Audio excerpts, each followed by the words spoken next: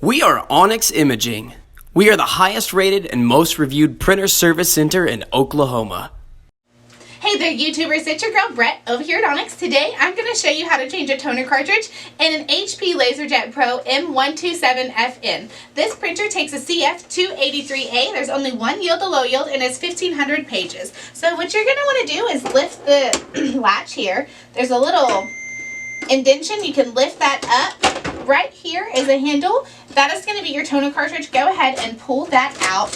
You want to make sure not to touch anything down here. If you get your fingers underneath there, it can get fingerprints on it and oils and cause printing defects. So what you want to do is get your new toner cartridge, and then you want to take it, put it in the guides right here,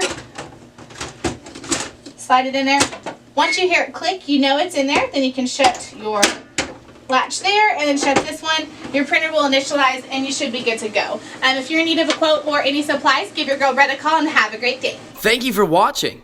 If you're interested in how you can receive free labor on all of your service calls, as well as how to qualify for free printer upgrades, contact us today. We are here for all of your printer and office supply needs.